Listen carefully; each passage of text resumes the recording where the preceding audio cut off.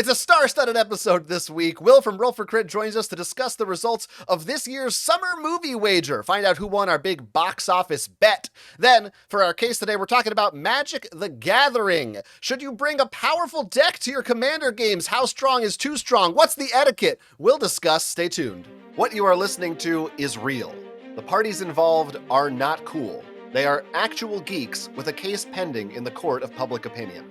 The party's case has been dismissed, and the dispute will be settled here on our podcast. There will be no lawyers. There will be no witness testimony. The judge's decisions are final. Hello, I'm Judge Ivan. I'm Judge Jonathan, and this is Geeks on Trial. Today's case, Commander-in-Chief. Hello and welcome to Geeks on Trial. This is the podcast where we settle petty disputes between actual geeks over movies, video games, board games, and more. If you'd like to submit your own geeky case for a future episode, you can email us at geeksontrial@gmail.com. And if you'd like to help support the show, you can head on over to patreon.com/geeksontrial. For just $5 a month, you gain early access to both the audio and video episodes, plus Geeks on Trial Sidebar. And that'll be fun. It's a fun time for all to have. It's a fun time for all to have. In fact, another bonus you can get from checking out our Patreon is earlier at the start of the summer, we did a whole 90-minute bonus episode where we talked about our summer movie wager lists, which is something that we do every year. Some might say that was too long, but some say it wasn't long enough. That's what I said at the time. But it was, every year we try to predict what the top 10 movies will be of the summer box office. And of course, we did that with friend of the show, Will Keeler from Roll for Crit, who's here now again with us today. Indeed. We were so hopeful then. We're going to see how these all turned out pretty quickly. I wasn't at all. I'm actually just going to leave. I don't need to be part of this discussion. I'll be back in around 10 to 15 minutes. Guys, enjoy your time here. I really wish that we had the technical capabilities. We could with some more work, but I didn't want to put the work in for me to have taken clips from that discussion so I could play them now at the relevant times and show the difference between what we thought was going to happen and what did happen. Well, really, you just want to mock me during this episode. Yes. Yeah, that's I'm fine. still going to do that. You're an ass. That's fine. I'm still going to do that. We can still do that. You just need to add in the flashback. Well, it'd have to be in post. Right. I couldn't humiliate both of you live. No. And myself, I'm sure. I know we all made mistakes, but we will talk about it. That's our opening discussion this week. It's after Labor Day. Summer is over. These movies that we bet on from the periods between May and Labor Day, some of them are still in theaters, some of them are still making money. Some of these final numbers may change, but as far as the wager is concerned, it's officially done over. It's locked. I think there might be a little, I'm actually not sure. I think Labor Day is the last day, which is when we're recording. So it's possible that there might be some movie that makes a couple million more dollars. Right. But the overall standings should remain the same. It is on film. We're recording this. The answers are done. It is finalized. For us, it's over. Unless I move up in the ranks, then we're going to re-record all of this. Well, if that happens, then I don't know. Something happened. But all right. I'll just read the final, we'll put on screen at some point, maybe our personal lists. But I'll read the final results of the wager. So again, these are the top 10 movie results of the summer, which we tried to predict.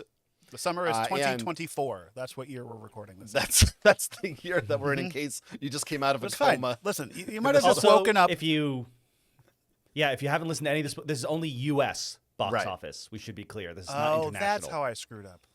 Yeah. Well, some of these definitely would shift.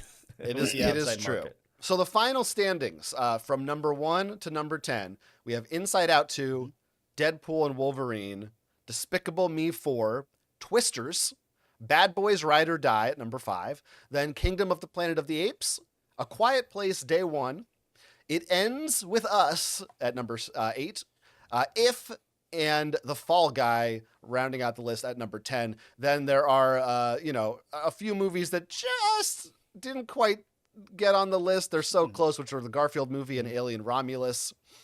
and Longlegs trailing behind them. But those aren't worth points. They're just there for your interest. The final standings of our personal wagers between the three of us, Ivan came in with a total of 30 points. I'm not going to go into the scoring system, but essentially you get points the closer you are to predicting where you think these things are going to be. Now, just to tell everyone, these are golf scores, so I won. That's all we need to talk about. We'll see you next year. Okay, sure. Ivan is 30 points. Great. Will, a bit of a jump up with 40 points, so got 10 on him.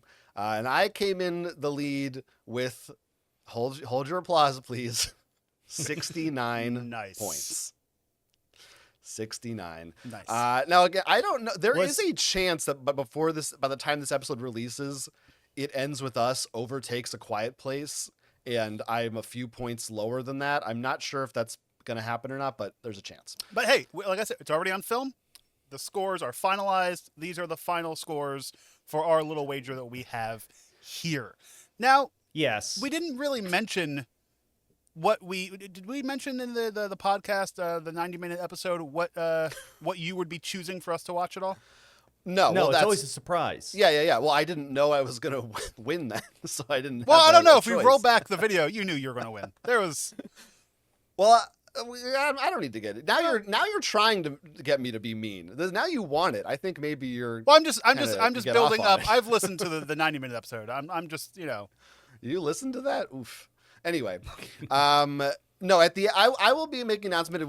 Whoever wins gets to assign something for the other participants to watch. Mm-hmm. But let's talk about the results themselves first and like where they ended up. Yeah, that's got to be the final our thing. lists. That's like the after we talk about the list, the thing that people can join us with. I'm just looking Right. They at don't the have to. numbers. We have to. Are you? So I definitely thought that Deadpool and Wolverine was going to do better than it did. It did pretty damn well, but I expected It actually did do better than you thought it was gonna do. Well, I'm just looking at the numbers now. I've also, to be Right. fair, this summer was the first time I've ever seen any Deadpool movies. So, But yeah. you did put it at number 3. It made it to number 2. Right.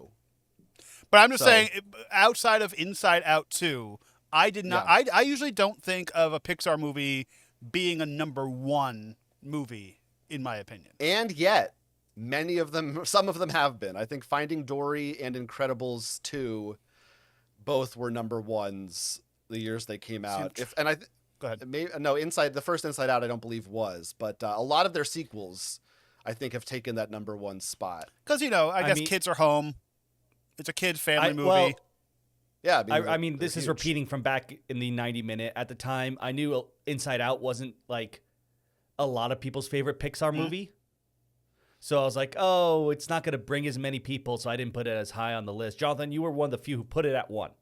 And that bet paid off. I was the one of the three of us who put it at number 1. Even at the time, I didn't expect it to be quite as gigantic as it was. I believe it is now the highest grossing animated movie of all time. Interesting. I think it's hit that mark.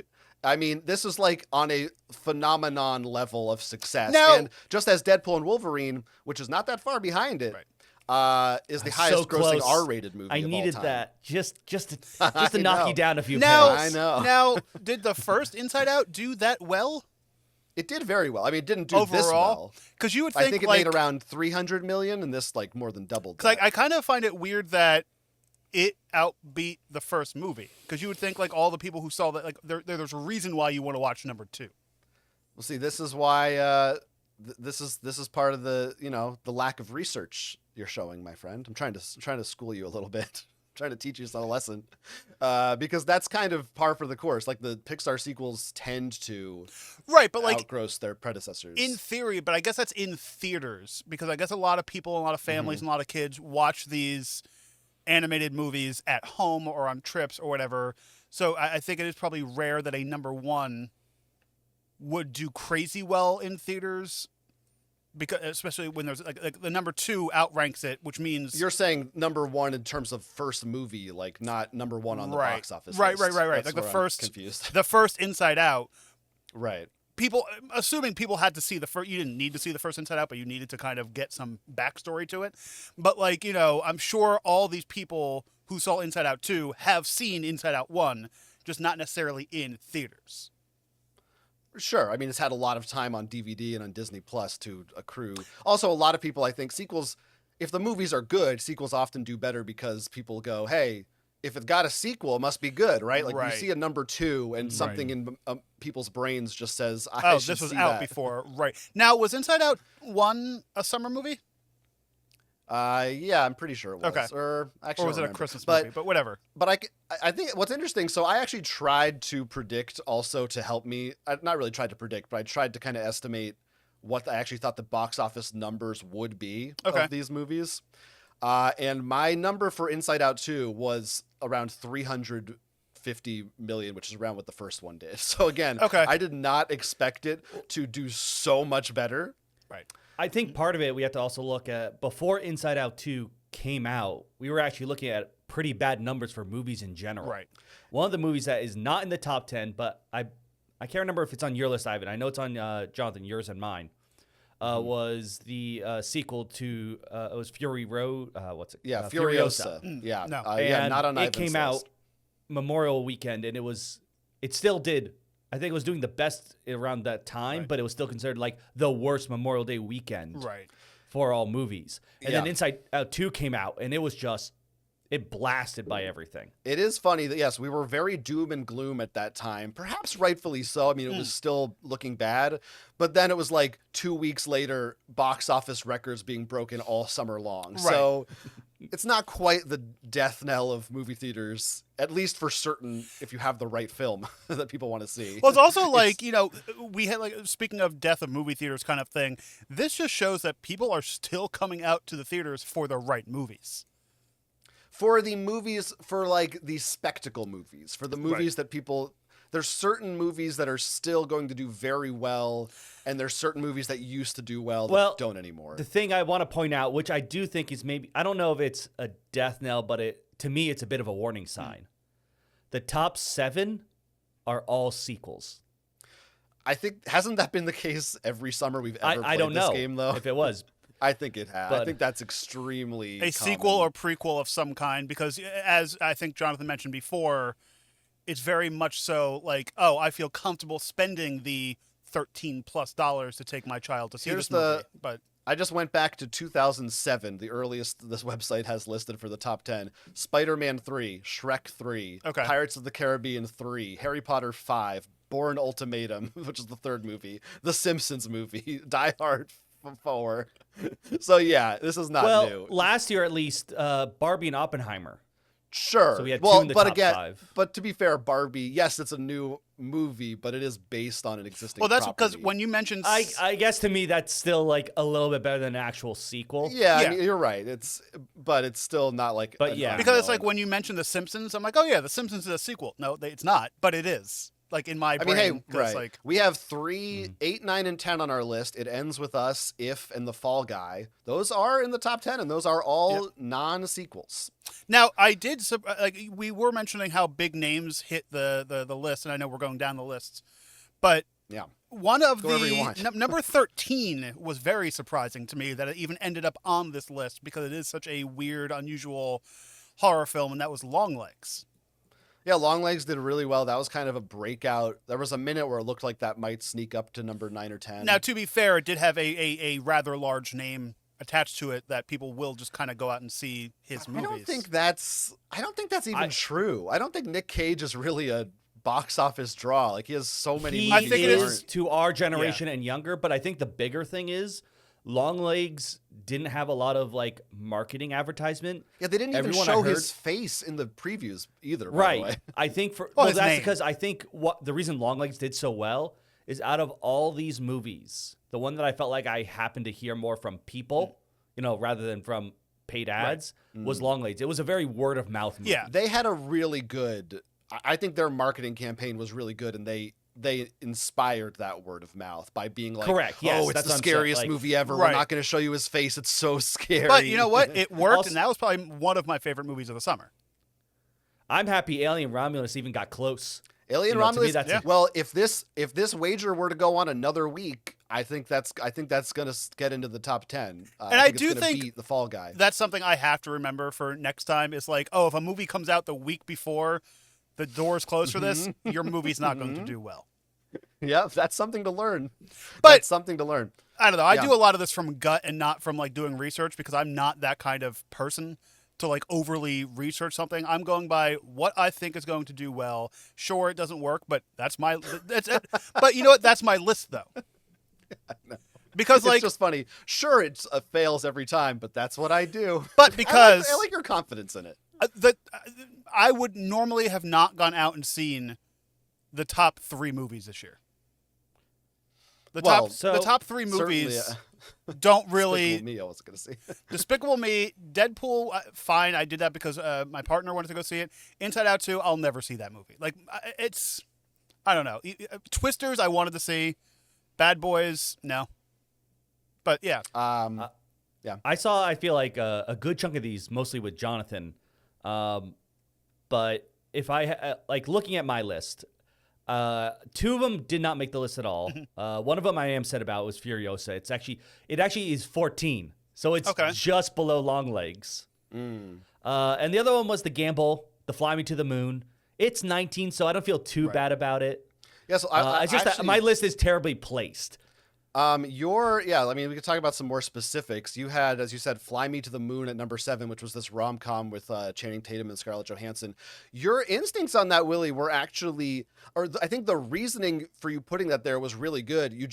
You picked the wrong movie. It turns out It Ends With Us for the summer. I don't think anyone, because No. this summer movie wager, it's through Filmcast, is it? Yeah, the Filmcast runs Yeah, this website. so they're usually on there as well, but no one has that on their list.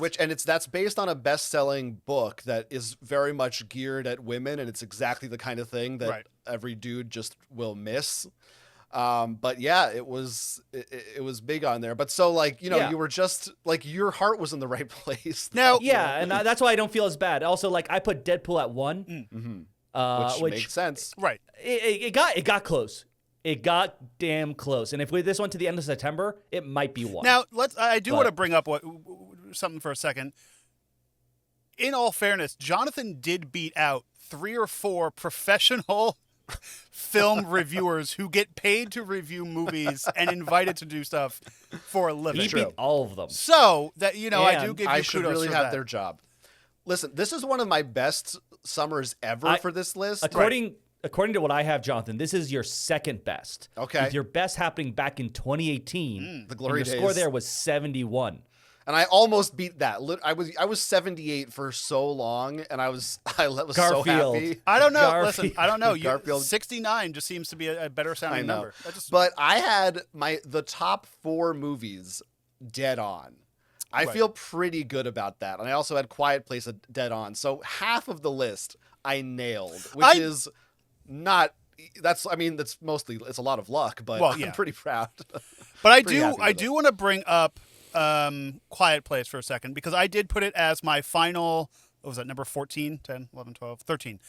I honestly Dark horse. didn't think, yes, my one of my dark horses. I didn't think Which it is was going. just for people who don't know, Right. that's just like you think it might make it onto the list somewhere. I didn't think it was going to do as well as it did. Just because this was a heavy year for a few horror films out there. Yeah, look, I think again the fact that it's a sequel and not it's a known quantity, and those movies have just done well. Both of the And two there only were been 2 that came out, but Tied names to it, like the guy who created it was Jim from The Office. Like I think which I don't know if mainstream audiences really know that or not, but I would say I don't know. Yeah. It doesn't hurt. what I think is funny, at least for me, interviews. it just occurred to me that one of my biggest failures is the opposite of what Ivan said he needs to learn, where Ivan needs to learn that if a movie's releasing near the end, it means it's probably not going to make it. I need to learn just because a movie is releasing early doesn't mean it's going to make a lot. Well, that was me with the Fall Guy. Yes, both of you That's- put the that's Fall exact- Guy number 1 and 3. It ended up at number 10, still on the list. I mean, again, another week. I think it's Aliens kicking it off. But to be fair with the Fall Guys, the reason why I chose that is I think I do see a lot more marketing than more so than Jonathan in general. But the Fall Guy was literally everywhere. Right. But you also have to Everywhere. remember that's because when you made the list, it was the next movie to come out. So That's like true. the marketing machine hadn't started yet for Deadpool. But even for like Inside Out. Deadpool, I think I saw more stuff for the Fall Guy in general than I did for Deadpool. The problem is now it's algorithm based, right? So maybe That's you're the just issue. seeing shit that's it's geared towards you. Oh, but even for like I know for cable me- TV, which I watch, I know more than either one of you. It was like they had the people from the Fall Guy on like the bragging. Today Show, or like they were like Right. physically out and about, or like even bus ads, where it's like I I, mean, didn't for see me, a lot like- of those. Go ahead, sorry. I said this in the 90-minute episode, but it was like, this is from the same people who did Bullet Train, and that was one that was released late summer and didn't make the list. Plus, it stars, I'm blanking on his name, but also from Barbie. Ryan So I'm Gosling, like, yeah. Right. Ryan Gosling, thank you. So I'm like, oh, surely this will do pretty well. Which sometimes like- in my brain too, I think about, well, he did really well in a movie last summer. He might not do well this summer. They might be trying to catch onto that wagon again. I think that's a classic. Barbie did not do well because of Ryan Gosling. No. I don't even think Barbie did well because of Margot Robbie. Barbie I did think well it because did of well Barbie. because of Oh, Barbie. Right, yeah. but I felt like he's the kind, he's at least maybe not as much, but I do feel he's still that kind of actor, like Chris Pratt. He's he the hawk. seems They're like like, let's put him he in the movie, you 'cause he has think name. that he is that? Like because At least- yes, I thought. I think thought. like film fans think of him that way, but if you actually look at his movies, like most of them are not like Blade Runner, Drive. Most of these are not really big box office draws. They're Right. things critics love and the people who love them love. Even La La Land, which I guess maybe La La Land did pretty well, but like people know him, but there's very few of those stars anymore that really can draw a movie just with their name alone. Now, I would say he was probably the quote-unquote hunk I of should the have summer known in this because kind of movie. they Hunk of didn't- the summer. You know. I should have known because I could only do that if they decide to have that person voice act a character they have no right to voice act, but they just put him in for name. Garfield.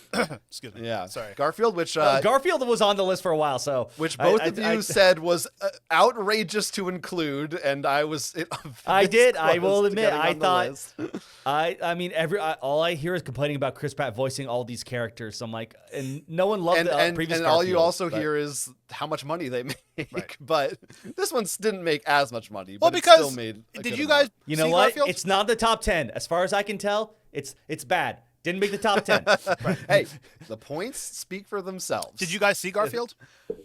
I did see He Garfield. did. I saw everything. The only things I didn't see on this list are Despicable Me, It Ends With Us, and If. So I saw Deadpool, Twisters, Quiet Place, and Garfield movie, and Longlegs. Okay. So if we were to rank these, let's say not by money. I want to each of your 3 favorite movies of the summer. What are your top 3 movies of the Are summer? we just So, basing it on this list, or do I have to think of other movies? I would say 'Cause let's just can't? go on this list. movies that came out this Okay. summer? Mostly sure, we'll go with just we'll include the 11, 12, 13. So Sure. For me, I would have to go not in like I'm not in any particular order, but I loved Longlegs, I loved A Quiet Place, and Deadpool Wolverine.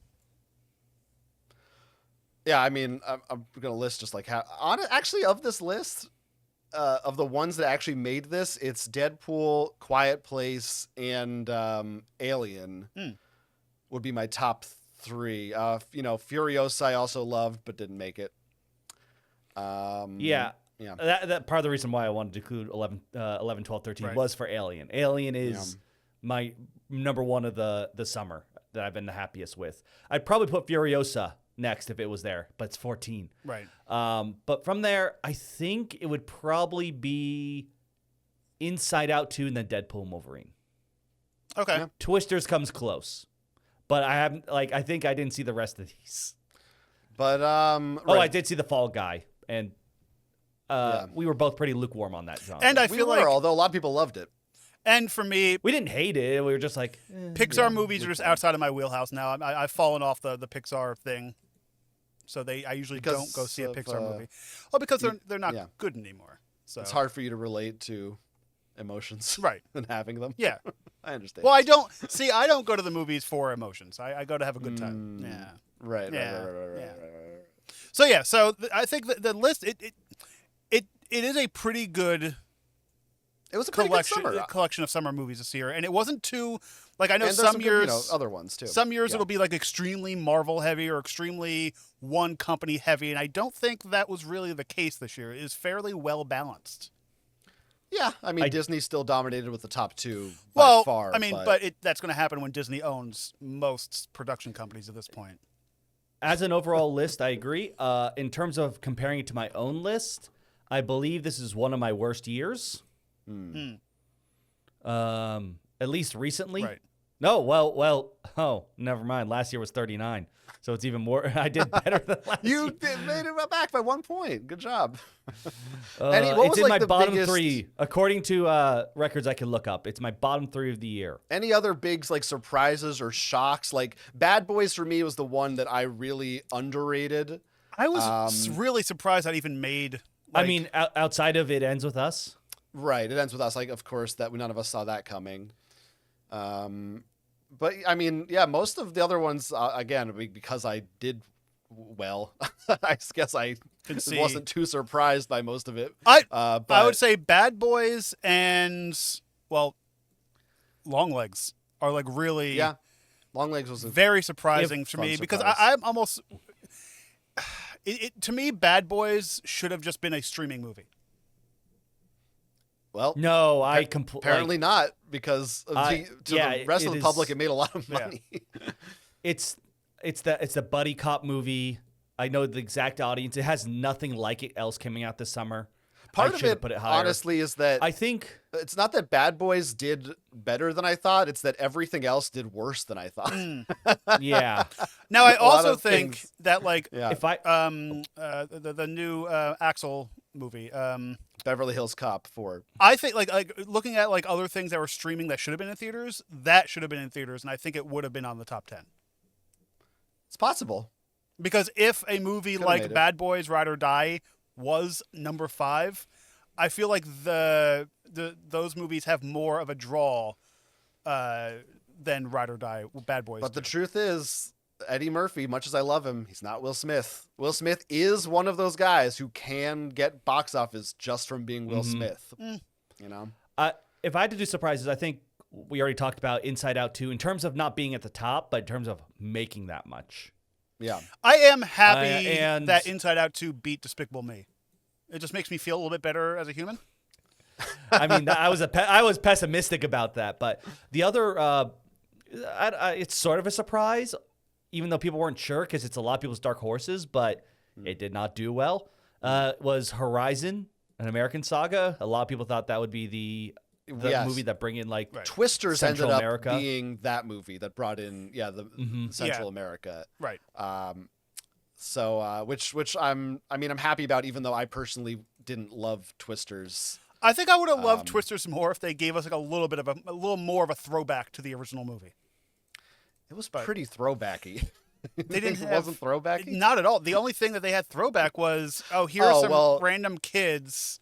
In terms of like the characters, you're saying it wasn't like characters plot connected. Even right. But in terms of like the structure of the movie, it's very similar. Oh yeah, it's a remake. Not a remake. Movie. It is technically a remake. It is a sequel that might as well be a remake, right? Because it's so similar. Can we pour one out for The Crow before we move on? Let's not forget Borderlands from the same Borderlands studio. and The Crow, the biggest bombs of the summer, 2 of the biggest bombs ever. Wait, before we continue. Yes. Because I don't know if you guys looked at this. What numbers do you think The Crow and Borderlands ended up? I did glance at it, so I kind of know, but not great. Guesses? They're in the low 20s. 25 for Borderlands and 27 for The Crow. Now, okay, fine, The Crow, whatever. Didn't think which Ivan put at number 2. I did because that is probably I would have thought The Crow would have brought out more people from the past than it actually did. Like I expected that to do better than like Twisters and stuff because like that was a bigger named movie back in the day. Like those were big. The first Twister movie made a shit ton of money, though, you know. But in the grand scheme of like, oh, now we're very much into like a hero-y kind of movie era. We have been for a couple of years now. That should have done well. Borderlands, if it wasn't such a bad movie, I think it would have done well. If they did everything right, it would have done. It would have done better. I think it might have just been doomed, or maybe but if it had been good, maybe they would have released it earlier too. But I mean, it feels like they just threw it out there. I stayed this back in the 90-minute one, and I feel like I can. I could be a bit more vindicated. This is where my vindication comes in. Yeah. Like, I saw the actors they chose, Yeah. PG-13, the few lines. It didn't feel like Borderlands. Well, PG-13, at all. I think, is good to You were bring right. in the youth. It is definitely a big, like, I think that it's a Except- fairly big video game franchise. You know what Borderlands humor is supposed to be? It's Deadpool humor.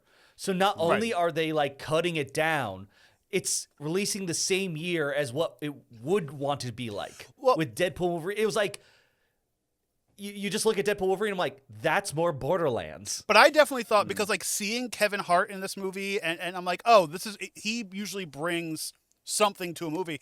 No, he was very like watered down. I'm here for a paycheck. Same with Jamie Lee Curtis. Like, none of the acting in that movie was necessarily good. It definitely felt like they were reading off cue cards at certain points of this movie, and the only good thing in it was the robot. And that was apparently Jack Black wasn't even there when they did like acting. That doesn't Like, surprise me. no, not at He all. wasn't They there did in a all of mocap suit spinning around and running around all over the stage. Right, but I mean, like, if you want, like, one of the things sometimes when you listen, you might notice this more in video games. Mm-hmm. Sometimes if a conversation feels a little off or yeah. weird, it's because they didn't record at the same time. Well, Like right now, we're Yeah. bouncing off each other, but it could be like, I- I'll say I- this line, and Right. and no. And Yeah. most animated things now, it's people recording at home, submitting it, and have a good day. You know, that's the issue with modern day voiceover work is you're not in the same I room. think it's also, though, a lot of it is directing. I mean, I know that in Guardians of the Galaxy, no Bradley one Cooper, avoids fault there. No Yeah, one avoids right. fault in this movie.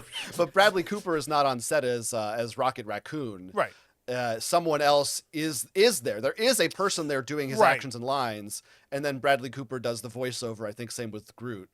If Groot, I don't even know if Groot is actually there, but it doesn't matter. They can just reuse. So, Yeah, like, from you what I can heard, they do didn't that well. like. Yeah. It's possible. I don't think they really had that. No, For this right. one. From what I heard, it was literally just maybe like someone reading off screen, like, "Oh no, my nuts and bolts are off." Right. Like, yeah. Classic line. I love that funny line. Classic line. All right. Any other final thoughts? Anything we didn't mention before we have another 90-minute episode on our No. hands? Any Go lessons watch Alien learned? Romulus. It's actually a good alien movie. Yeah, Support, watch Furiosa. It's on Max now, support your local movie theaters. and libraries as well. Yeah. And those special They have DVDs popcorn there. buckets. Let me tell Support you. your special popcorn I was buckets. looking at the Beetlejuice popcorn bucket. Here's just a metal bucket with some printing on it. That is not What are they $45 doing? bullshit. I need a sandworm that I can I can put Exactly. my hand into. You're what? I got the face hugger wrapped around the bowl, which is pretty good. Ivan, are you going to watch The Crow? No, I'm done with summer movies. Why haven't you? It feels like you're The Crow's biggest cheerleader and you have not seen it. And I think that's upsetting. It's not. When I do these summer movies, it's not necessarily movies that I'm always going to enjoy. Roll the tape. You were excited. I You was. You told me you wanted to see this film. I do. That's all right. That's all right. It has a better, I think, critic score than Borderlands got. So, is that Borderlands anything? just seemed Does more that help you? fun too. It just seemed like a fun movie. Because it should. Because There's a reason there are 4 games of it. but they. Yeah. I don't know. Yeah. I mean, they this missed is- the mark. They missed a lot I'm of sure marks. for a later Geeks on Trial, this would be a conversation, or maybe sidebar conversation of video games adaptations, how to make it right, where does it go wrong. Right. Yeah. Anyway, we'll put a link. Which is in why this- you should, go to the Patreon. You should support them. perfect You'll get plug. to hear that convo. He's right. We'll put a link in the show notes for where you can see our full lists and see the breakdowns of it. But as the winner of the wager, I get to assign a film to the other watchers to watch, and it must a film of my choosing, up Or to- TV show. or a TV show up to 3 hours in length. And it could better be a be YouTube letter- video. Better be better than last year's. Okay, come on. That's going to be a high bar to beat. Last year's film, which was you see what he's doing? He's antagonizing me. He wants to start a fight, and it's not. I'm just gonna tell you this right now. I don't care if you like this year's movie either. Maybe there's a good chance you won't, What because is it? I'm picking another subtitled movie. Isn't that part of it? Is not even like, yes, you could pick something you think people should watch, Yeah, but part of it could also be You could like punish them. like if I win, you're all gonna be forced to watch anime probably. Hey, yeah. But it's something to expand your horizons that I know you haven't seen and that I know you won't watch unless I make you. because you see, this is you being like, you need to watch more subtitle movies. Well, it just happens to work out that way. Yeah. Well, because it's also again, it's a movie that you Might not wouldn't come watch. across Right. by So what itself. movie? Right. All right. Oh yeah. What is it? We've been delaying. So it's it. my runner-up that I almost made you guys watch last year, and I just kept it around because a year later, still nobody watched it of their own accord. And it was my second favorite movie of the year it came out. It's one of my favorite movies of the last 5 years, if not the last 10 years or more. You've probably heard of it. The Crow. The movie is RRR. Oh. Oh, yeah. That's fair. That's fair. Oh, hold on. This is one I have to ask you on. Yes. Because for those who don't know, I do know about this. There is a bit of an issue. Yes. When it comes to the language, because this is an Indian movie. We should state that. But depending on the version you watch. Yeah, it's actually a bit more of a challenge. So like that, you should point us. I'll get this all. I'll clear this all up for you. First of all, just so you know, if you do look up the runtime, it does say it's 3 hours and 7 minutes. I checked. It's if you watch the credits, it's still under 3 hours. So I'm hitting my mark. That's fine. The way I feel like the 3 hour thing is meant to be like a soft. Like if it's 3 hours and 2 minutes, like it's fine. Hey, listen. If it's like. It's not like you can't do the entire season of Seinfeld. Well, season 1, you actually might be able to fit. It's only 6 episodes. Sure. Oh, never mind then. But yes, this movie is on Netflix. Unfortunately, the Telugu version, that's the language that it's natively filmed in. There's a whole rights thing with when it comes to it's not Bollywood, I believe it's Tollywood. You can look it up. But there's that version is not on Netflix. I believe it's the Hindu version is on Netflix. If you watch that, it's fine. I'll accept it. If you can find the Telugu version, that's the preferred version. Why? If you watch the English version, I will come after you, and you're disqualified from next year's tournament. Because that's the version that was filmed in. Like, that's what they actually are speaking in the movie as well. Okay, that's what they're speaking. Okay, I thought like maybe like subtitles were messed up or something like that. No, the subtitles are the same. What Jonathan is saying is he despises people who like dub. If you watch anything in dub, he is going to. Now he's trying to start a fight. He is because dub is clearly better. Well, I started it, but please don't watch this movie in English. Please, I'm begging you. It actually doesn't make sense because sometimes characters speak English, and that's what I was going to ask. No, well, don't do it. This is always a fun thing in anime when they have an American on there. Yeah, and if you watch it in dub, it'll be like they'll speak Spanish then. Yeah, no. I've looked at what they do in this version, and it's like the characters aren't supposed to understand each other, but they're still both speaking English the whole time, so it doesn't make any sense. Okay, right. Well, the other fun thing, I don't know if they'll do in this movie too, is whenever they'll talk about accents, because I've seen shows when it's like, well, what's the American equivalent here? I guess Southern. What about this? What's this accent? I guess Wisconsin, they're Midwest. So the kid's like, "Oh, don't you know?" Right? Yeah. It's just Anyway, how they have to try to RRR. It's 3 letters. RRR. It's an Not epic Game of Thrones. action drama comedy musical. Right. It's one of the greatest experiences in movie theaters I've ever had. Now, to be fair, this is a movie that I have like even before you even mentioned it, I've known about and been wanting to watch. It's just it gets pushed aside when it's on a list, The point of Jonathan, why try so hard to win this list, is because he knows we're so bad at watching things, so we need motivation, and this is the motivation to have us watch. Well, it's not even things. that I'm bad at watching things. Watch we watch a movie. Well, I watch a movie every night, but it's just like, oh, the newer thing came out. This got pushed to the back, and then gets pushed so far into a list that's like, well, I'll never see that movie. But I'm more the reverse. I'm like, I can't watch this until it's been at least 2 years. This video game, can't touch it yet. Sure. I got to play the older games first. I can't play what's new and hot. Now, it's very only cold and bland.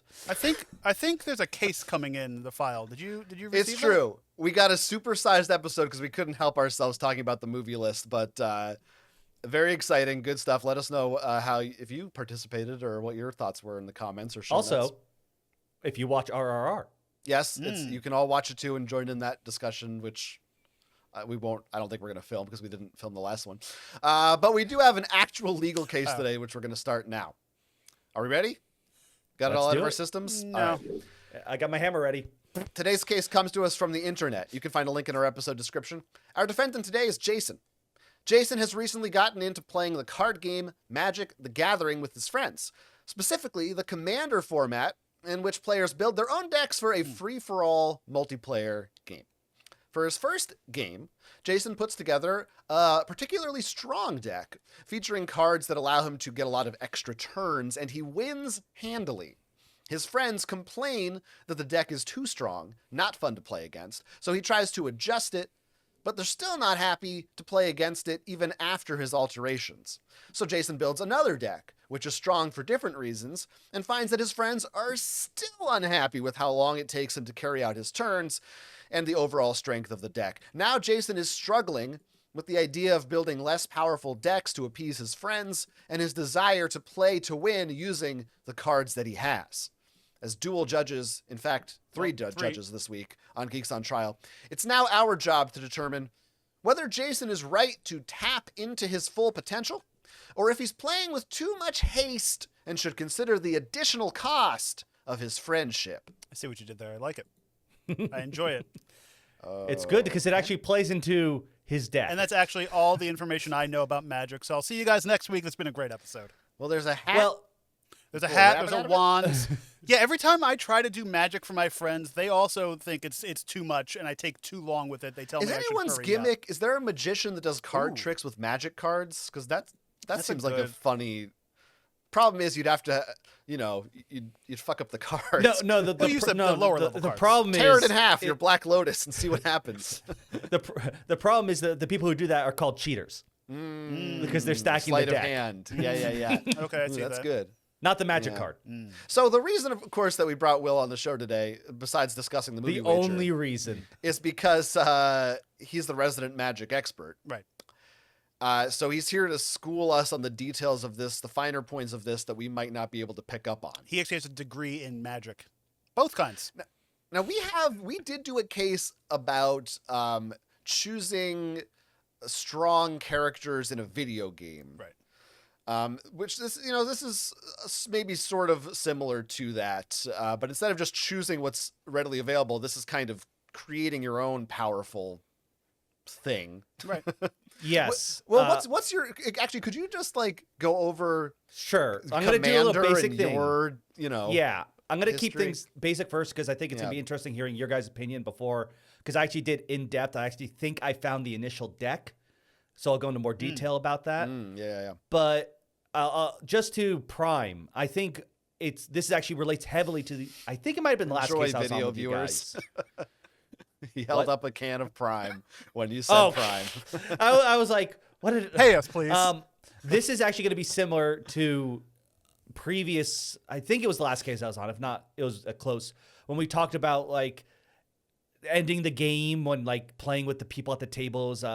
The war game. I just remember like someone's controlling Afghanistan troops and stuff. Right. Stopping Playing someone to from win. winning. Yeah. Exactly. That is what's going to actually have a lot of similarities here.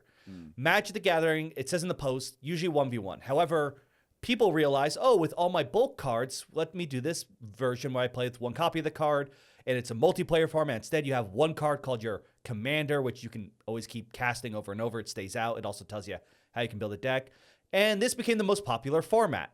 It's basically how Magic builds around now, which has made everyone who likes the other formats pretty mad. So the idea is you have your one guy who tells you what cards can go in there based on his colors. So you can't just throw anything you want. You are going to build around what your commander does because you can also replay him over and over. And your deck is 99 cards. It's 100 including the commander. Right. And it's only one copy of each card. So with some very few exceptions, you can't guarantee I of assume drawing up That's not including lands.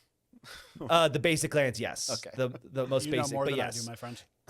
Anything, played it. basically almost everything that would be like you can't stack the deck with 50 copies of the best card in the game. You can't What's have 50 the Black Lotuses. standard in a non-commander? Is it like 4 copies of a card or something in a deck? 4 copies of a card, yes. Of the same. Okay.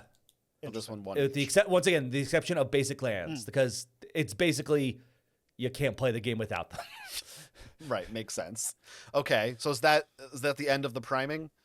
More or less, yeah. And all else you need to know is that it used to be just a kitchen table thing, like how we have game nights, but it becomes so popular now. How things in the thing he uses the word pod. Pod just means a table with 4 people. Oh, okay. So, like, you don't usually have tournaments. You start having them more, but that's not really a big thing. The other thing, if you looked at it, the post, if you're not sure, there was something called CEDH. Commander used to be called EDH, Right? Because of how it started. It's just called Commander. CEDH means competitive. That's where people go all out. That's where you have someone like I know who has a $10,000 deck. It's like he pimped it out, And he plays Magic out there in the backyard when it's nice out. Right. Exactly. It's funny. I like that. No, but like that is not what we're talking about here. Oh. This obviously from the way this guy's talked, as well as his table, this is the kind of table where it'd be how you guys would prefer to play if you played. It's like Keyforge. You're not expecting to bring your best deck. Right. You want to play the deck because this one's cool. This one's fun. This one, it brings enjoyment to It can still be personally. strong, Right. but it's not tuned up to win in like 2 turns. Now, I have a personal question for you. Why are Magic players always just so mad? Every one of these stories, there's always an article, a thing about Magic players mad because Magic did something. A person did something. My first of cards all- gave me a paper cut. They're just angry. First of all, clicks. Right. But second of all, this is actually a big problem with Commander, and this is where another thing.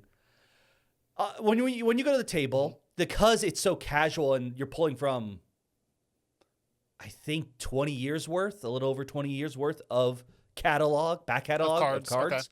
Okay. A lot of things, which is this is the problem where it left the kitchen table and became too popular. Before it'd be like, I'm playing with my friends. We all know each other's cards and collections. We're hanging out. Now, if you play a bunch of strangers, it'd be like, what's your deck strength? And this is always the joke. Everyone's like, mine's a 7. Mine's a 7. Mine's a 7. What I call a 7 can be completely different to what you guys would call it. Like, think of it with movie ratings. Like, if I say something, Right. it's a 7 out of 10. To you, a 7 out of 10 might be like, this is worth a Right. movie ticket price. Versus like, I'd watch it. It's a personal rating rather than an actual company rating. And of that Because course. how they can you give. possibly Exactly. out And of no so one- many combinations you can play against? Who knows? I bet you AI probably could. There's probably some like generator that's Maybe. like, you have a 7. I mean, Maybe- I know Keyforge has a thing, and I'm sure Magic does too, where they'll have like stats. I think maybe people in an app can record their win rates, and they do have like a ranking of like, here's what we believe are the current best decks people have. Outside of Okay. Commander, it's very easy to do that. In fact, they had a huge ban because they printed a card that was extremely problematic. Commander is so varied, and because it's not supposed to be really tournament play, like when it was called EDH, the idea was you took your junk rares. This is Right. supposed to be everything in your binder that was like 50 cents, and you sat around the table it was more of almost just hanging out. Right, just It wasn't playing really- to play and actually enjoy the game. Plus, instead you're of- like, yeah. when you have 4 players at the table, it's much harder to gauge. Like, did this deck lose because it's not good, or is it because the other 3 people just ganged up on them? Or We're gonna get to that. That's actually one of the big major problems. Oh, and I then will there's talk also about. like player skill as well, because sure, you can have all these cards and stuff, and just knowing how to Piloting. do stuff. I mean, yes, exactly, Jonathan. You know the thing. said the thing. I I'm can losing respect make. for you Smart I every am. moment. Well, it's the same thing with board games. you. You could have the best setup, the best character, or even video games. You can choose the S rank Smash Brothers character Right. and get your beat by someone using a D class character, but they play it professionally. You can have the pro Right. controller, the extra time. Like you can have everything perfect, but no. Now there are banned cards from Commander, right? It's not an open Correct. anything goes. So The list is kept very short because the people. This is one of the reasons what Commander makes popular. It's not run by Wizards of the Coast. Another group runs it, so they Oh. make the ban list. Now It's just always very funny. It's very with interesting. Magic dynamic, but tournaments, they don't want people to, they want people to play what they have. So the card has to be pretty disgusting, Right. for it to be banned. Now with Magic tournaments and other things like that, they are technically governed by Wizards of the Coast, correct? oh, this is a whole other Well, weird issue. that's It's like just but like not? if you they'll do the ban list, but like it would be like Cool Stuff Inc. might run it. Or That's what I was gonna ask, this. like, if- they're having a whole issue with judges right now because Magic doesn't pay judges, and now the judges aren't getting paid. That I don't know enough about. We're not going to talk about that. We may be judges here, but we're not talking about Magic the Gathering. But so if I had a game store and I just wanted to have a Magic tournament that technically wasn't governed by Wizards of the Coast, would you be technically allowed to, or do they have such a strong hold on this company and this game that you would just lose your Magic license? I think the requirement would be you'd have to get the Magic license. Like if you could sell Magic cards, they'd probably be okay. They might remove it if you get enough complaints at your store, like you're not giving away the right prize packs or something. Okay, but so as I would say that's more niche. As we have talked about before, they are like the dealer of this, and it's like we have full control over your shop if you sell Magic cards. So like if I wanted to have a banned card night, they'd probably be like, maybe not. No, they're pretty loose on all those fronts. Okay. Like it would be more of like not giving what the players deserve. Okay. Like they don't care if you have only Commander, only Modern. That's on you if you don't bring in enough money. As long as you give whatever's supposed to be given away. Right. Because like sometimes they'll send a shop a bunch of promo cards. Right, instead of that you're supposed to turning around and selling them, you can Yeah, so from what I can tell, the initial hurdle to sell Magic's high because they also like only a certain number of stores in a region can sell. Right. But if you clear the hurdle, as long as you don't be a huge jerk, right, you're probably going to be fine. The stores, I don't think the store really factors in here too much. I mean, they could have a policy of like, hey, we need to look at your Commander deck, and like we're doing only precons, or like the precons being ones you buy from Wizards and you can open right out of the box and play with. Or if it's like we're doing CDH night, but that like I feel like the odds are this store is literally like, hey, we've got some Commander players over there. Right. That's what it sit sounds down. like. I don't even know if all their games were in a store. It's like I think one of them they specified, but some of them they maybe just played in their living room or something. Right, it's just a if I friend recall, group. there's at least one friend who I do want to point out, because this is one thing I'll bring up now while you guys discuss. One of the problems. All right, let's what's our discuss that what's while our I bring defendant's this name up. again? Okay, so we just talk- Jason. Jason.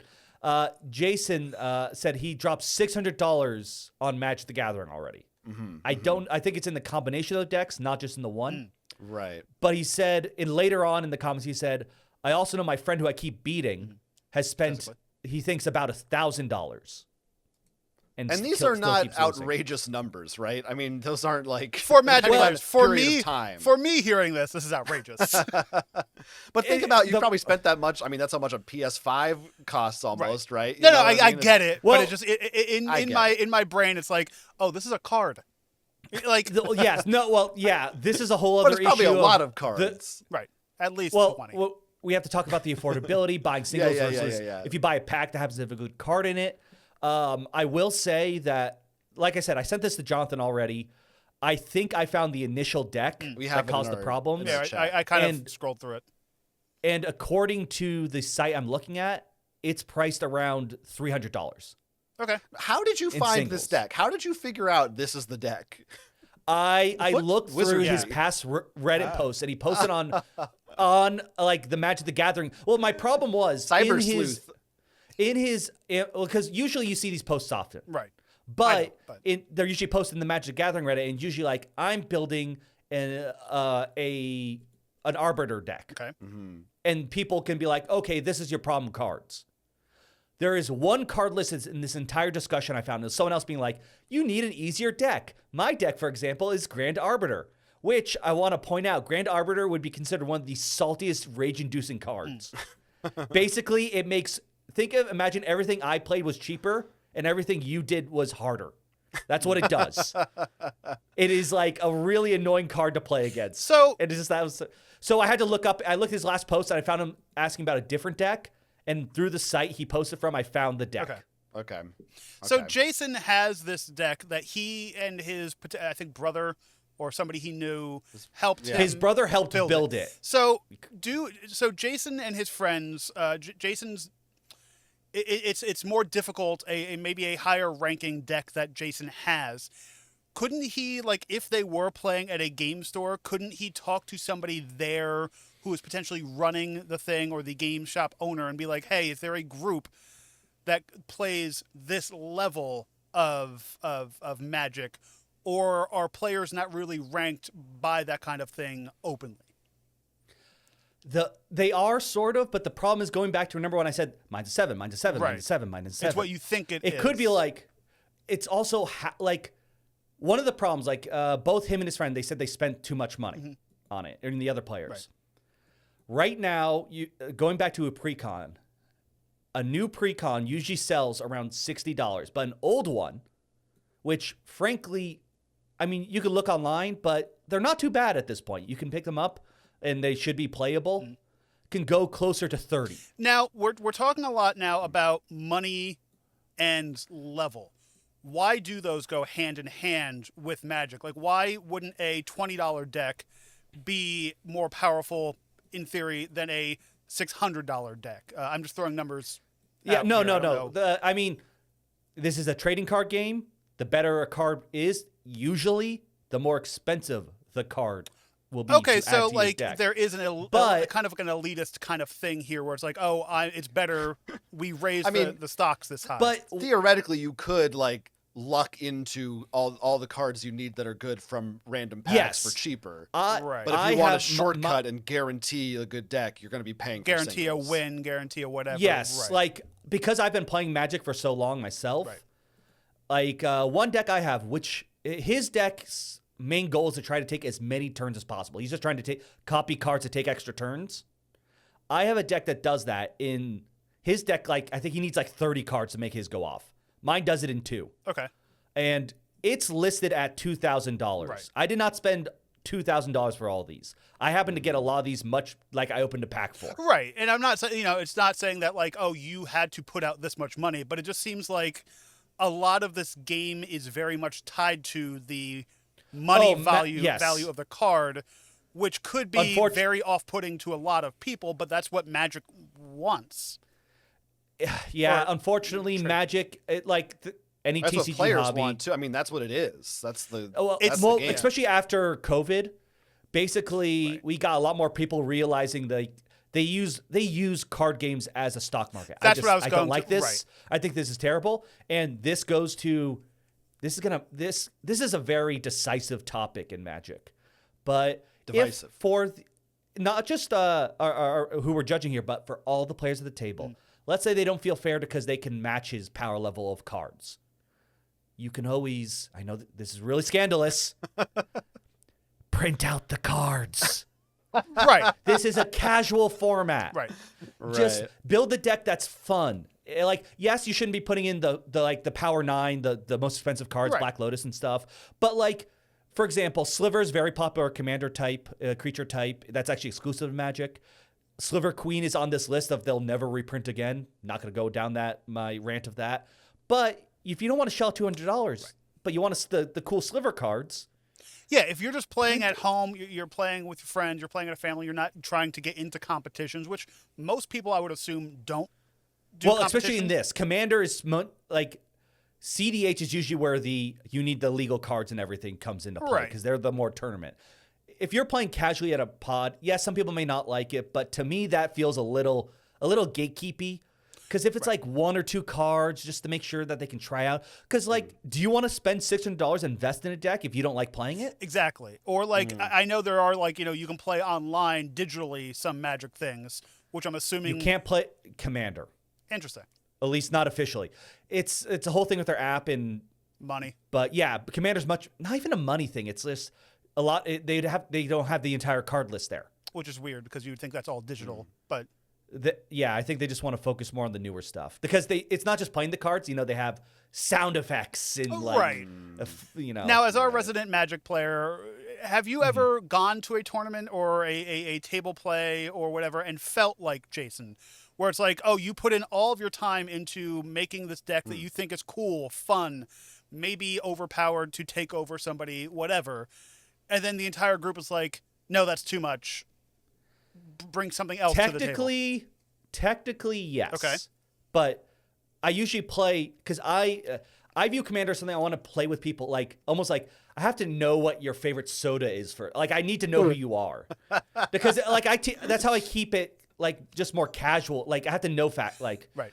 But And this goes to his deck. So one of my Jason's. favorite decks, Jason's deck, because it sort of has the same problem, and I think this is my problem with the other players, is called Kali the Vast. Basically, she can cheat in angels, demons, and dragons, these big monsters.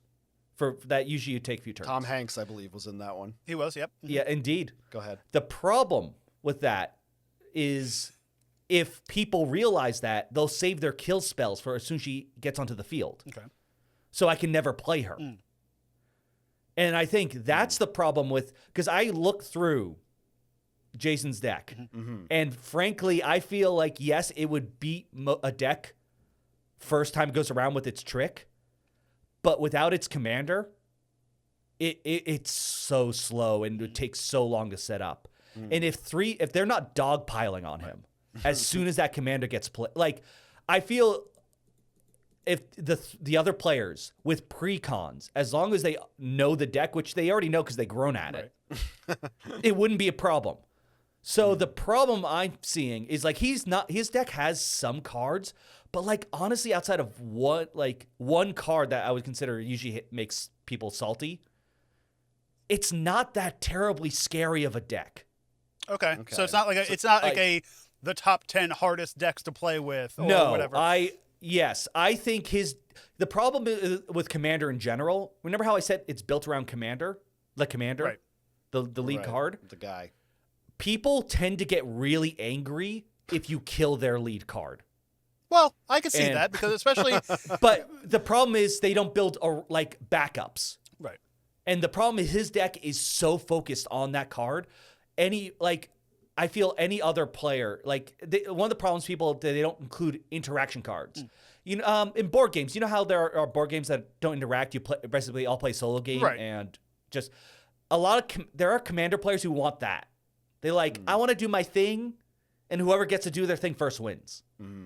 Okay, so they're really just like they like their cards. They want to play their cards. People just happen to be there. I need to. They do have this. an engine they want to see through, and they don't want anyone screwing them up. Right. Right, Yeah. and that's the Kalia deck I have. I learned I had to build alternate routes. I have to make it if you take out Kalia, that doesn't make my deck dead in the water. His deck would absolutely get crushed. It's not power level. Any pre-con, any simple deck could easily deal with this because none of the players going back. Remember, I said earlier the dealing with other players, the win conditions I said in a previous court case. If the three players are we're dogpiling you, your deck's not going to survive all three of us. Yes, he has counter spells to protect his guy, but he doesn't have the usual protection. So you're telling me he has enough to stop three players from stopping him? Right. So this is sounding less like his deck is powerful. I don't know what his other deck was. Because the only reason I was able to match this because he said it's about taking extra turns. Right. But this doesn't seem like the kind of when I see people complain about a deck that's too powerful or strong, as the Kalia deck, like I said, he doesn't have those cards. It seems to be more of the people piloting the decks. Well, is the issue maybe more because one of them he talks about taking all these extra turns. One of them he says that he's his turns are taking a long time and people are on their phones and getting bored while he's doing his stuff. Is it maybe less that it's a strong deck and more that it's just not fun to play against because you just have to wait while he does all this stuff in a row? I do think that's part of it, though. Like I said, remember how I said I had a deck that said extra turns? Yeah. Usually, if I do the loop, I'm like, guys, I win. I'm taking infinite extra turns. We're not going to go through them all. Yeah, I don't know if they're how experienced they are in Magic. It says they just got into Commander, but it sounds like they might be new to the game as well. I don't know. The problem with this deck is it either is just him playing because he's taking extra turns and stopping everyone from doing stuff, or you kill his commander and he's doing nothing. Which I can see, if we're all sitting at a table, be it a board game, be it Magic, be it a video game, and everyone is kind of just waiting for somebody to take a very long turn. That it's extremely boring. We've all done that, but we also can there's ways around that because it's is it entertaining to watch? Am I just going to be on my phone being a jerk, being I'm not going to interact with people? But it seems like Magic is less about like not the party, but like the interaction between people, and just I'm playing this next. I'm playing this. I think it I'm playing depends on the That's deck, right? Yeah, and I think Okay. that's the problem. Right now, there are decks that will do something similar to his, but they'll say things like, you can't cast a spell, or Right. I counter everything. He doesn't have those worst pieces in here.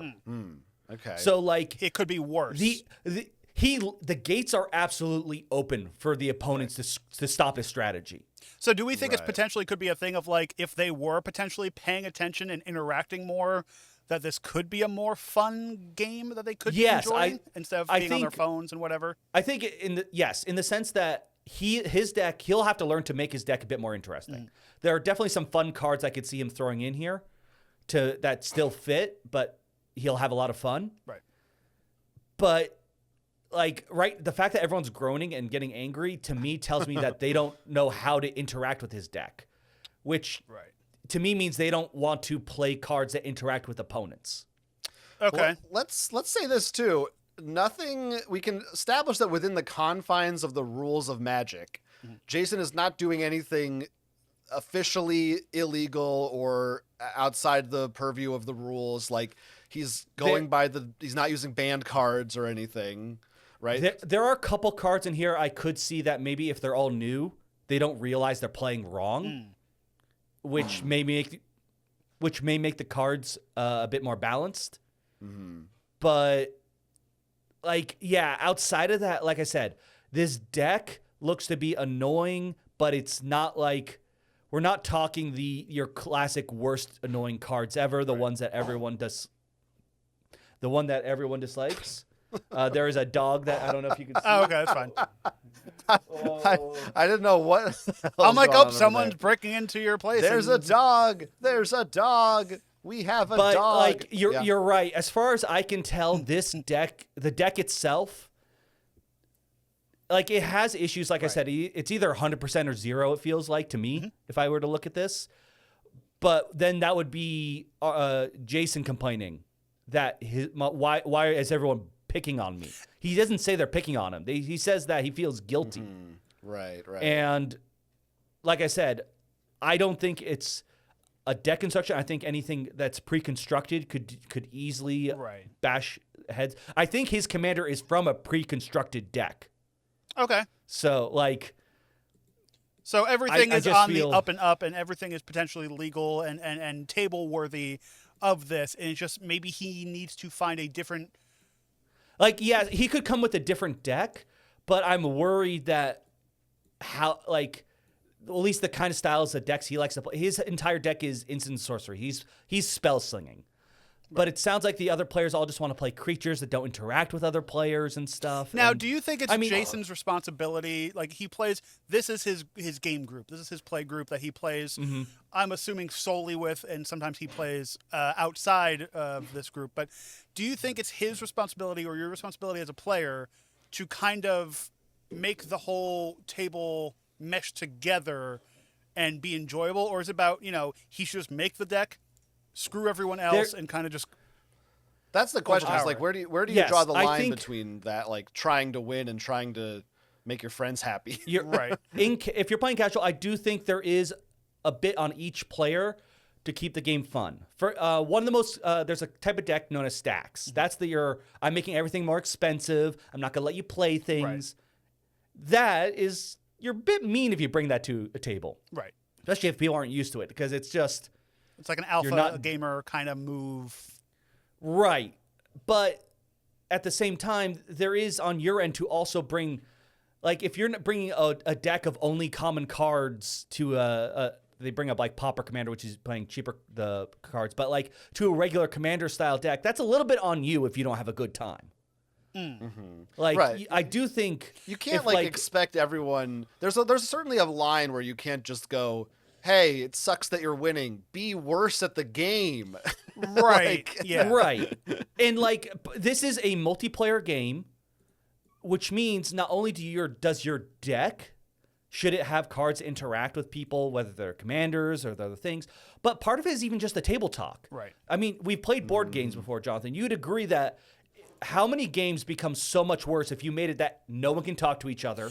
Right. Like, can't make deals. This is more like we've talked about on this very show, Cosmic Encounter, a good example of a board game where it's like some games are designed so you're supposed to say to each other, "Hey, that guy's gonna do something good. Take him down," or something.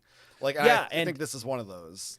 No, Commander definitely becomes so much better. One of my favorite decks is built around an ability called Goad, which makes it so they have to attack, but they can't attack me.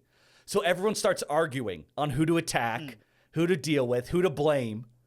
And it just becomes like, I didn't do anything. He made the choice. So it does sound like Jason is playing the game as intended, as you're supposed to be playing it. Sure, he might have a deck that is a little bit more, maybe not overpowered, but just takes longer to do things.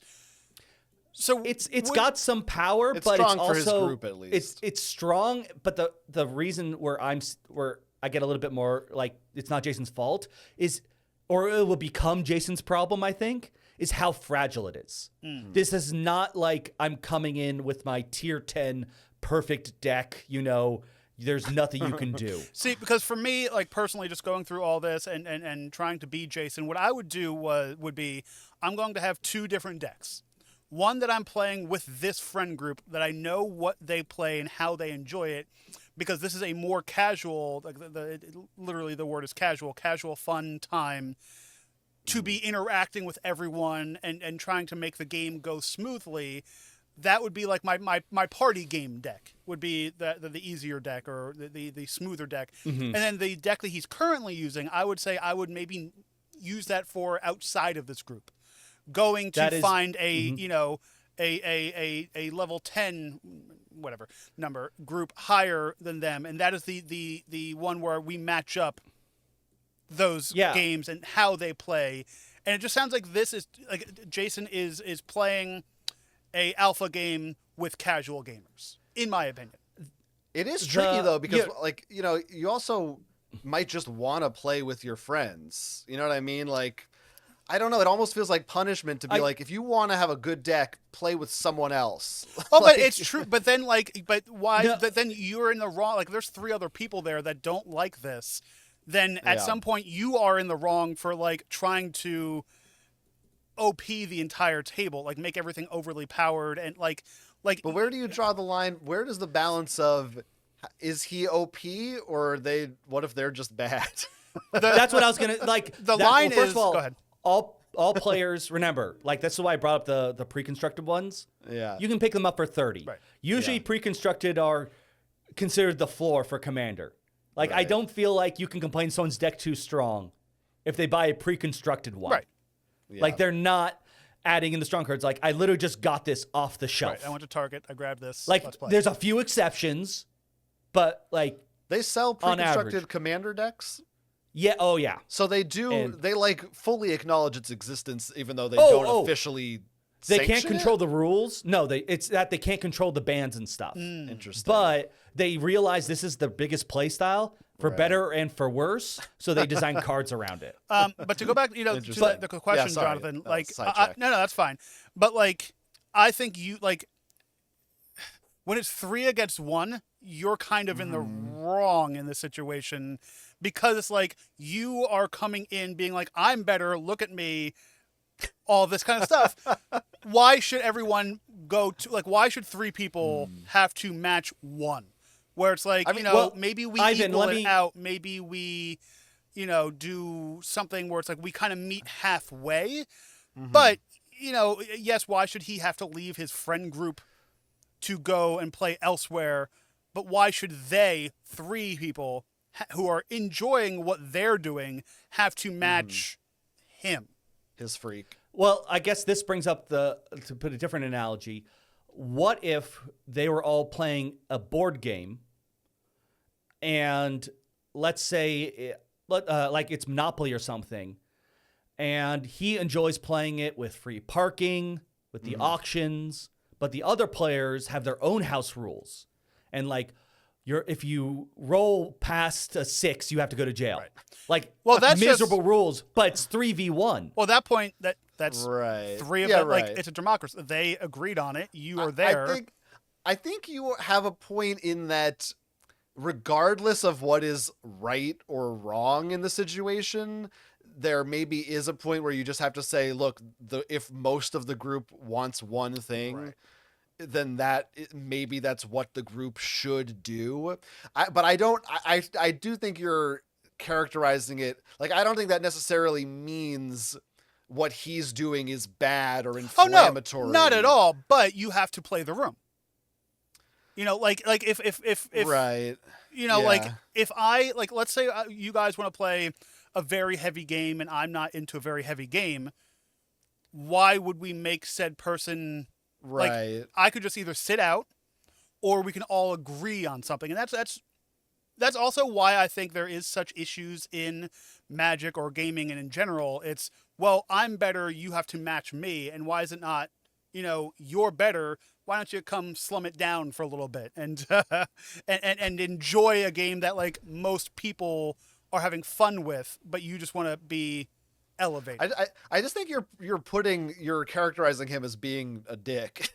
I don't know that that's not my necessarily. reading. No, No. Ivan's Okay, right. all right. That's what. This is why I wanted to look up his deck list first. Yeah. I wanted to see if he was coming in with that I'm being a huge jerk kind of deck. Right. But from my perspective, as someone who plays a lot, like Right. his deck, like I feel once again that's why I brought the Monopoly thing. It feels more like the other players like, look, this is on you. You can get salty all you want, but if you get angry that you keep losing the F1 race, but you come in with a tricycle, Right. you can't force the guy in the F1 to ride a tricycle. This is an F1 race. This is Commander. These are Magic cards. And a lot of the cards that would easily fix this problem aren't, like I said, you could photocopy, but I think a majority of the cards I think off the top of my head are like 10 cents. This is not a money issue. Right. No, yeah. I'm just saying it just in general, like, and that's why I'm generalizing it too, because like, you know, using the F1 car and the tricycles, if your three friends are having fun racing tricycles, but you want to go use your it's F1 more like, car, then let's like, use it. Yeah, maybe a better, just a slightly closer version is just like you enjoy racing bikes, and one guy has like a fancy new bike with cool whatever bells and whistles on it, perhaps literally, and everyone else has like the cheaper model. You know what I mean? Like that's right. Yeah. Or So something. then just because it's less of a distance from F1 cars and to, right. tricycles. But like, you know, so it's like, yes, at that point, yeah, you have the better, in your opinion, thing, but they're having fun and not doing this as I guess. thing. I'm not You know saying what? he's like a dick or anything. I'm just saying like, Yeah, no, you're right. you can't but I guess expect three people to come up to your level when they're still technically having fun doing what they're doing. you're right. I guess the problem is the way I'm viewing it more after seeing his supposed deck has to offer is maybe this would be like if everyone went to play Smash Brothers. He brought a Pro Controller. It's slightly better, but if you have two Joy-Cons in a thing, you should be competitive. But they're all playing with like one hand behind their back while they have a hot dog in their mouth. Like you're not playing it. Like there's a point of like How many more analogies can we do? I think this is number 5. I guess my problem new is podcast. like because of like I don't think it's the decks they could have just as strong decks at the table. I don't think they have Tricycle versus F1. I just think they're not breaking and turning well. And if they did that, they would be able. Like I actually think this deck would be a miserable to play against people who have even just some of that interaction. But I just still Like think his deck would be a bad time. at the end of the day, it's still 3v1, and Jason does have opportunities to go I guess elsewhere if he wants to. If he wants to scratch that itch that he has, he can go do something else. But I think to be fair and have a fun time with all. True of the other people too, but yeah. Yes, but like if 3 of them are enjoying it, They only need to Why- find one person. He has to find 3. That's harder. but why do they have to match him? well, I guess Yeah, I don't. This is there's nuance to because- it. I don't. Neither side, I don't think is like, oh, you must. Like you said, Do- the compromise is the best option. I guess the one of the things, once again, I do think Jason could try, and like I said, buying a pre-con. That's a much cheaper, lowest power level. But just from after what I see, I think those 3 people are gonna complain just as much. I think the problem is Jason is just better at interacting and doing things like his deck than what they can do. And as far as I can tell, like he says, he still wants to keep playing with his friend, which he says has spent $1,000 on a deck. So I assume he has some good cards. Right. But I feel like if you're bad at piloting the deck, maybe it's their fault for playing Magic. You know. Maybe it's everyone's fault for playing Magic. Well, yeah. Well, yeah. That's a baseline, Jonathan. That's already you've gone down the cardboard crack hole. Guilty today, Richard Garfield. Yeah. Like that's my problem. I guess where I'm wondering, it's like where does the line of they're at fault for not getting like it's sort of like complaining that Dark Souls or something is too hard. You know, it's like, well, that's the point of the game. I think, and that's the thing. But, I don't think there's a clear answer on either side. Personally, well, like I of feel course. like it's Otherwise they wouldn't be in this court case, right? yeah, but yeah, I don't feel like there's an obvious like, oh, this side should do this side should do this. I think there are With the information we have, by the way, we don't know the other players' Right. decks. I happen to find Jason's deck, so we're doing with what we have is information. I mean, I think I'm ready to give a verdict. I think we can. I think I actually want Will to go last because as the one who knows the that most. might be tiebreaker. But, yeah, and I don't want him to. He might sway us with Right. his knowledge. So I'm gonna. I like that. That's why I wanted you guys to argue first before I went to Magic. But I think No, that's fine because like I have zero Shut the knowledge hell up. about Magic and just that's why we pulled on a specialist for this case, and I think Jonathan should go first. Okay, sure. So as we've established, verdicts, by the way. verdicts. As we've established, Jason is not doing anything illegal. He's playing by the rules. All the rules are there. So the question is this a social faux pas? Is he crossing a social line, and should he be trying harder to accommodate his friend group? I think the fact that he did turn around after they requested it, he did immediately try to adjust his deck. And then he made another deck after that too. It sounds like, unless there's stuff that's not being mentioned, it sounds like they haven't played more than one game against each of these decks, which also maybe is part of the problem. They're just not, like we said, learning how to counter them. But I think it's proven that he is willing to make the effort to at least try to meet them on their level. So I don't. If he weren't doing that, it would be a different story, and I might be inclined to think that he's being abrasive or annoying. But that combined with our witness testimony, our expert testimony that this isn't like the top 10 deck or anything. Right. I don't think he's doing anything outside the bounds of what he should be doing. He's trying to meet them on their level. He's making compromises. He's building different decks. Maybe they're kind of annoying to play against, but from my understanding, a lot like that's just how Magic is. Like, I feel like you're either playing like no color, like the one color, like I'm doing my solo game, or like I'm stopping everything on the table.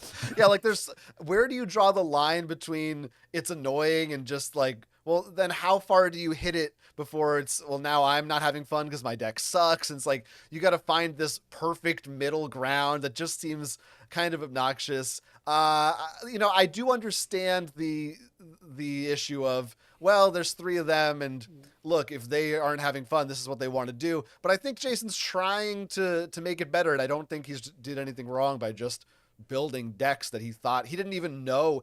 We're not even talking about like he looked up the best deck list online and made it. He made these with the cards that he bought. So I don't think he's guilty. Not guilty. So caveat on that, he might have just looked up, well, because he said he worked with his brother. All right, he's guilty. He's guilty. Fine. Okay, shit. No, not guilty. Not guilty. So I do think, at the end of the day, this is a tabletop game. Ooh, voice is going out there. This is a tabletop game you that, need more prime, my friend. Oh. Delicious prime. That can is empty. So at the end of the day, this is a tabletop game that you should be having fun with, enjoying with, and playing with a group of people that you enjoy playing any game with. If you're not having fun, then there's no point in doing it.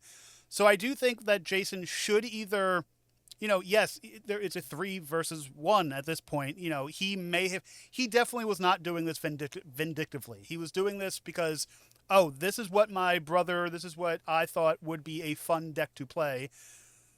But if other people in the group are saying, hey, this isn't fun for us, and, we're content, happy playing this, then I do think maybe he should have a different deck or be playing it in a different way, or be willing to help them maybe expand and build their decks if they want to. But maybe it's time for Jason to go out and find a secondary group, have this be your main, that you're playing stuff that everyone is on the same level with, to an extent, but go out and find your pro gamer group and build that, because I know that is, for 95% of Magic players, that's what the game is building, making stronger, competing, etc. But it sounds like this friend group is just, they're casually playing this game. They're, as far as we know, aren't going out and doing competitions or anything. This is just, hey, let's meet in the kitchen, let's play, let's have some fun. So I do think he's not. I do think Jason is guilty of potentially ruining 3 other people's enjoyment of this game by not being willing to come down to their level a little bit. So I do think he is at the wrong of being not guilty. You mean he's guilty? Sorry, guilty. So you want to smack the gavel? Gavel. So he is guilty of being. It's fine. You can just stop at guilty. A Magic player. I'm going to use this All logic right. against you next time. 3 people who are in an argument and we outnumber you. I'm just going to say, hey, 3 of us agree and you don't, which means you're wrong. But that works. Like think about our tables of what we want to play a game. Yeah. So, there's as analogies. the deciding Yeah. vote with the more threatening hammer. Oh, God. You do not need to whack that against your hand. That's not, please. No, it's not that bad actually. Oh, okay. But that's not my Clean through verdict. his palm. I completely understand where Ivan is coming from. I do think, looking at our own experience for Table Night, there are games some of us don't like, and for example, a longer trader game, I will step out. I'd rather see that get played. Most people are going to have fun with that. Right. It's not my cup of tea, but that I can't play it and then complain to everyone else that we played it. I do think, and then sometimes you make that sacrifice. However, as Jonathan stated, we did see Jason make multiple sacrifices. And after looking over his deck, and this is where the playing too much Magic comes in, I don't see the stuff that would make me think he's like lying to us, where he's playing a stupidly broken deck that isn't fun to play against. Yes, there are some things in there that maybe I would be like grumpy about, but that'd be more like, that's the game, rather than oh, you're playing a deck of cards that I will never be able to play against. I think his deck wouldn't do that well against most of the people I play Magic with. So right now, I feel he does need to find a new group, but I think that's not because he's guilty, but rather the environment he's in is guilty, as I think the other players need to maybe learn to, for lack of a better term, get good. So I'm going to have to say that Jason is innocent in this matter. That's All right. You hit bone, my friends. Well, No, that was the flesh. Anyways. 2 out of hard flesh. 3 judges agree, which means it's not a mistrial.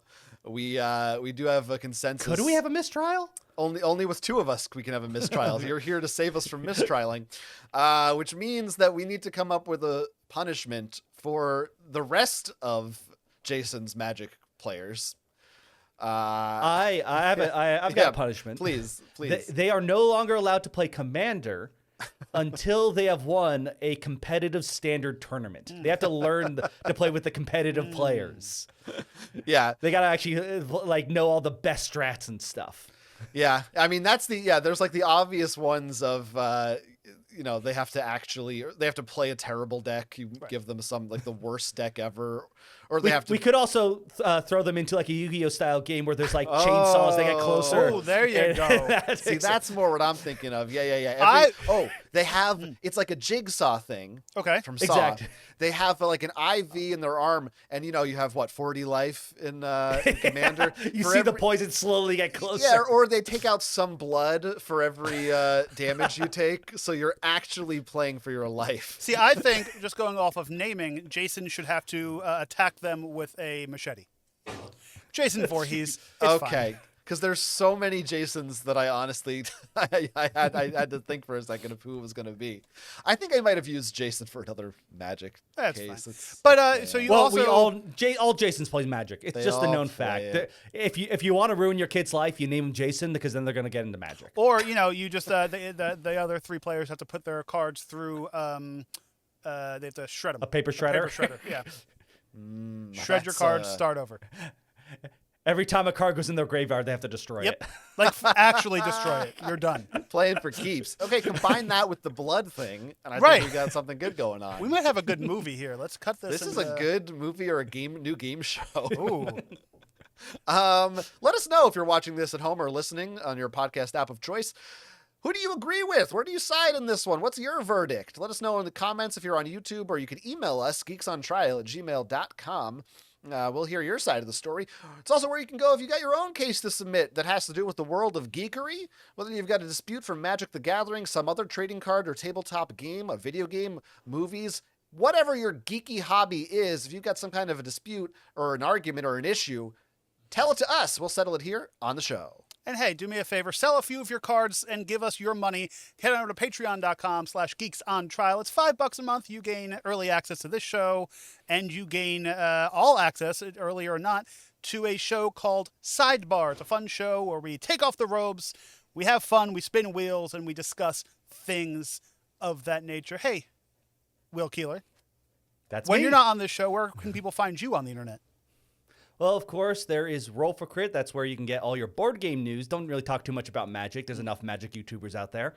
But for anything you want about other tabletop games, you can head there. Right now, we have all my Gen Con review. And I'm taking a bit of a break, but should be back shortly with the news, board game reviews, and plenty of other fun stuff. So just Google Roll for Crit, whether it be the website or the YouTube channel, and you should find plenty there. And what about you, Jonathan? Where can people find you on the internet? Oh, me! You can find me online. Hey, you know what?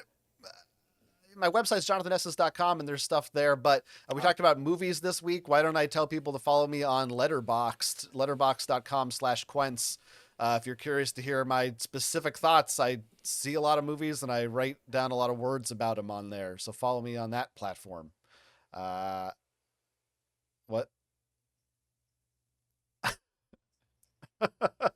My opinions may or may not accurately determine the success of the films in question. Ivan, how about you? Oh, you can find me over on youtube.com/thesnackguy. A bunch of fun things coming out there. And of course, on all the social medias under Ivan Han or Ivan R. Han. It's up on the screen right now if you want to take a look. And the dog, does she have anything she wants to plug back behind you? Treats, snacks, going out. Purina. She have a sponsorship deal with oh, did Will lose his mic? It doesn't matter. The That's show's fine. over. Show's We can over. just- it can be done. She pulled the USB out and stuff. That's fine. It happens. She Just- was like just- pulling the. She was like playing. She's the like, music. it's time to go for a walk. Let Yeah, me apparently go. she's. But if anything, we missed only that one dumb line I made about looking at your website for stuff. But should all I'm be sure good. it was. I'm sure it was dumb. All right. Well, we did it. Thanks, Will, for stopping by. We settled a lot of things this week. Hopefully, everybody at home watches RRR. It's mandatory. Mhm. Sure. And And until that's next it. time, I'm Ivan Han. Hey, I'm Jonathan Estes. He's Will Keeler. And this is Geeks on Trial. The case has been closed. Oh, no.